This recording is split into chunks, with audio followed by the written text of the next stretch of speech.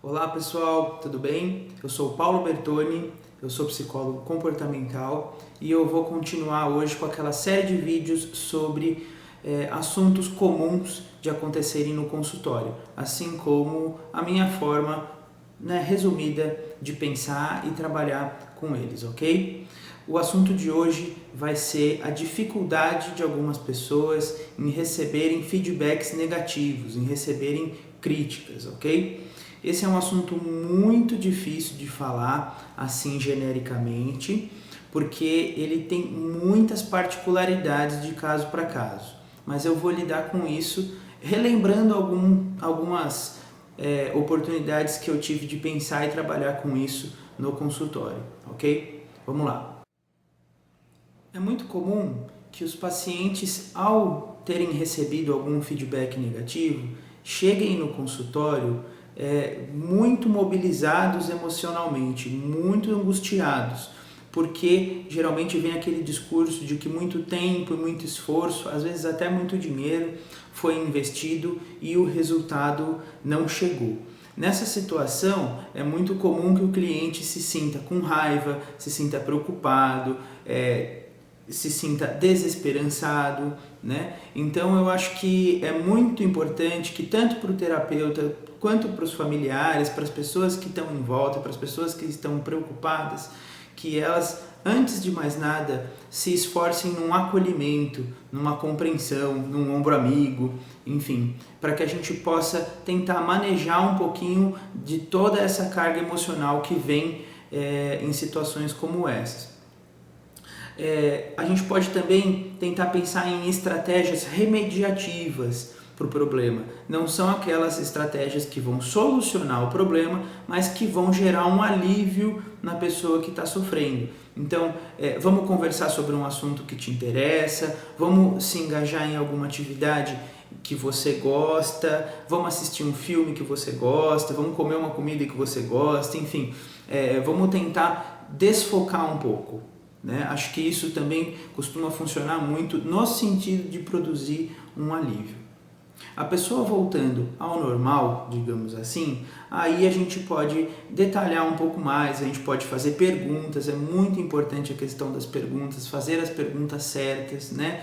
Não deixar nada subentendido, perguntar assim o que, como, quando, onde, porquê e assim por diante, né? Tentar escarafunchar um pouco do assunto e como as coisas aconteceram para poder entendê-las melhor. No consultório, eu vejo que muitas vezes os pacientes se incomodam com as críticas porque elas vão fazer com que eles tenham que estudar mais, com que eles tenham que trabalhar mais, com que eles tenham que se esforçar ainda mais.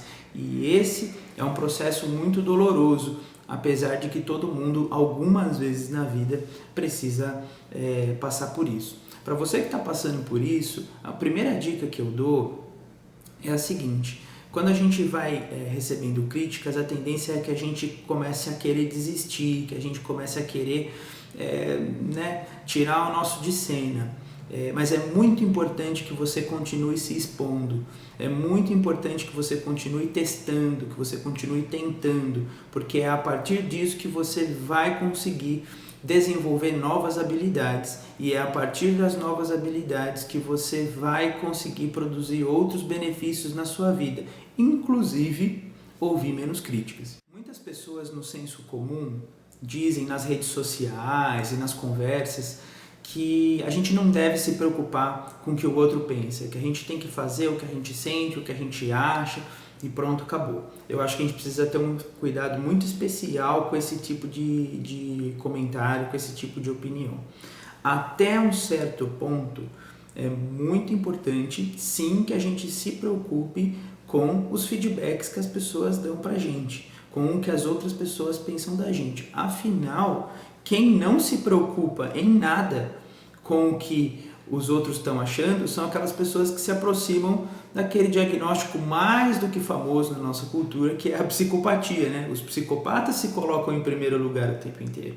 Então, não é algo saudável a se fazer. Inclusive, se vocês quiserem que eu fale da psicopatia, Deixa um comentário aí embaixo que futuramente eu posso sim fazer um vídeo mais detalhado a respeito dessa psicopatologia, dessa curiosidade, né? Mas até um certo ponto é muito importante que a gente sim se preocupe com o que as outras pessoas pensam. Porém, se isso começa a exceder o limite, se isso começa a ficar excessivo, o que me remete? Me remete àquele grupo de pessoas que acham que elas precisam ser perfeitas o tempo inteiro. Aquelas pessoas que têm uma autoavaliação muito exigente. E você vai ver, se analisando ou analisando alguém que você conhece com essa característica, que muitas vezes essa pessoa não sente prazer em ser perfeita, mas sim ela quer evitar algumas coisas. Por exemplo, se eu não for perfeita, o grupo de amigos vai me excluir. Se eu não for perfeita, o parceiro não vai mais me querer. Se eu não for perfeito, o chefe vai me mandar embora. Né? São coisas que a pessoa quer evitar e não coisas que a pessoa realmente se sente realizada e sente prazer naquilo. Né? Muitas vezes a pessoa, nossa, conseguiu fazer tudo certo e mesmo assim não se sente realizada, porque não era para ela, era para evitar uma punição que o outro poderia me dar. E isso é algo muito complicado, porque torna a pessoa submissa, torna a pessoa escrava emocionalmente das outras.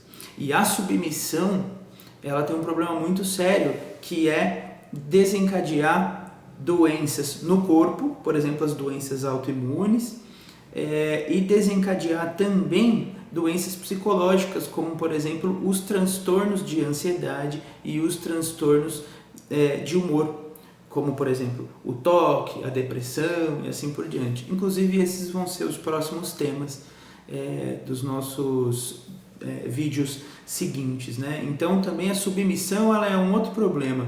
Se você se reconhece nessa avaliação, nessa análise, se pergunte um pouco assim, o que é que você ganha em troca? Né? Muitas vezes você vai ver que o outro, aquele que domina, ele não merece tudo isso que você dá de volta. Né? E muitas vezes ele se mantém dessa forma porque você age desse jeito. Então é muito importante que a gente pense sim que a gente precisa considerar as avaliações das outras pessoas, mas que isso tem que ter um limite e que a gente precisa se cuidar para não passar desse limite, para que a gente tenha assim como bancar um pouco daquilo que a gente pensa, um pouco daquilo que a gente sente, ok? Acho que uma pincelada básica sobre assuntos que já aconteceram no consultório, e se vocês quiserem qualquer outro tipo de assunto, é só dar um toque, é só pedir nos comentários embaixo, que com certeza eu vou fazer futuramente, tá bom? Precisando de qualquer ajuda, querendo uma análise pormenorizada, procure a gente tanto nas redes sociais quanto nos contatos que estão logo abaixo na descrição, tá bom? Um grande abraço, até logo.